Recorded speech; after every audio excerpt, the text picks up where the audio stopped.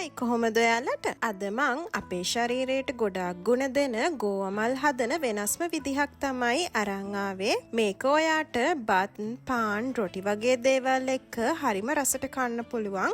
ඒ වගේම හදන්නත් ගොඩාක් ලේසි.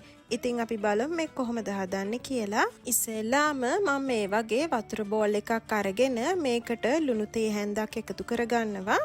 ඊට පස්සේ මම ලුණු ටික වතුරේ දිය කරලා මේක පැත්තකින් තියාගන්නවා. මෙතන මං අරන් තියෙනවා සාමාන්‍ය ප්‍රමාණයේ ගෝවමල් එකක්. මේක මං ඉස්සෙල්ලාම මේ වගේ කපා ගන්නවා. මෙන්න මේ ලොකු නැට්ට වගේ එක කපාගෙන ඊට පස්සේ මම මේවා සාමාන්‍ය ප්‍රමාණයේ කෑලි වලට තමයි කපාගන්නේ. මේ කපා ගන්න හැම එකක්ම මං අර ලුණු මිශ්‍ර කරපු වතුර එකට දාගන්නවා. මේ ටික වතුරට දාලා අපි විනාඩි 10ක් මේක මේ විදිහට පෙඟෙන්න තියාගන්න ඕන.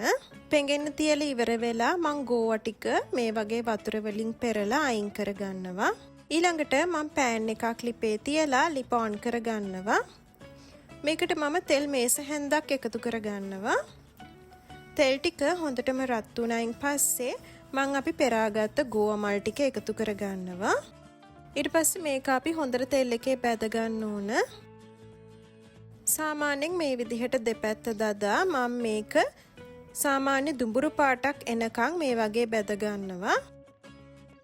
මෙතන මං හීනියට ලුණු ගෙඩියක් කපාගෙන තියෙනවා. ඊට පස්සේ මම ලුණු ගෙඩිය ගෝවා මල් එකට එකතු කරගෙන ආයෙත් කලවම් කරගන්නවා. ලුණු ටික හොඳටම මැල වෙනකන් අපි මේක ලිපේ තියාගන්න ඕන. ඊළඟට මං ගම් මිරිස් තේ හැඳි එකක් එකතු කරගන්නවා. ඒ වගේම මිරිස් කුඩු තේ හැඳි භාගයක්, ලුණු තේ හැඳි භාගයක් ඒ වගේම එකතු කරගන්නවා. මෙතන මම තක්කාලි සෝස් මේස හැන්දක් අරගෙන තියෙනවා. ඒක එකතු කරගන්නවා. ඊළඟට මම මෙතන සීනි තේ හැඳි 8න් එකක ප්‍රමාණයක් එකතු කරගන්නවා. හරිම පොඩ්ඩක්. සීනි ඔයාගේ කැමැත්ත අනුව එකතු කරගන්න පුළුවන්. හැබැයි එකතු කරගත්තාම මේක හරිම රසයි. ඊට පස්සේ ආයෙමත් සාමාන්‍ය ගින්දරේ මම මේක හොඳට විනාඩි 2ක් විතර කලවම් කරගන්නවා. ගෝවමල් කියන්නේ අපේ ආහාර ජීර්ණයට උදව් කරන, අර්ශස් වගේ තත්ත්ව අඩු කරන තන්තු බහුල එළවලුවක්. මෙහි ඇති විටමින් C අපේ ඇඟේ ප්‍රතිශක්තිය වඩවන්න උදව් කරනවා. ශරීරයේ කොලජන් නිෂ්පාදනයටත් උදව් කරනවා. ඒ වගේම ඇන්ටිඔක්සිඩන්ට් විදිහටත් ක්‍රියා කරනවා.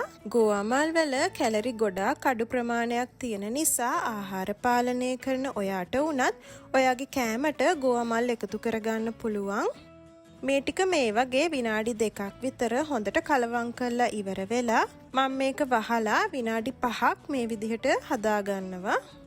විනාඩි 5කට පස්සේ මම මේක ඇරලා ආයෙත් චුට්ටක් කලවම් කරගන්නවා. ඊළඟට මම මෙතන ගරම් මසාලා තේ හැඳි භාගයක් එකතු කරගන්නවා. ඊට පස්සේ ආයෙත් මම මේක විනාඩි 2ක් විතර හොඳට කලවම් කරගන්නවා. මේකේ අන්තිමට ඔයාට කොත්තමල්ලි කොළ එකතු කරගන්න පුළුවන් නම් මේක ගොඩාක් රසයි. අද මම කොත්තමල්ලි කොළ එකතු කරගන්නේ නැහැ.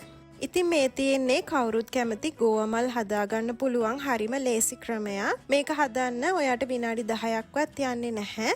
ඒ වගේම බත්, පාන්, රොටි වගේ දේවල් එක්ක මේක හරිම රසට කන්න පුළුවන්. ඉතින් මේ වගේ රෙසිපීස් අපේ channel එකේ තව ගොඩක් අප්ලෝඩ් කරලා තියෙනවා. ඔයාට මේ වීඩියෝස් ක්ලික් කරලා ඒව බලන්නත් පුළුවන්.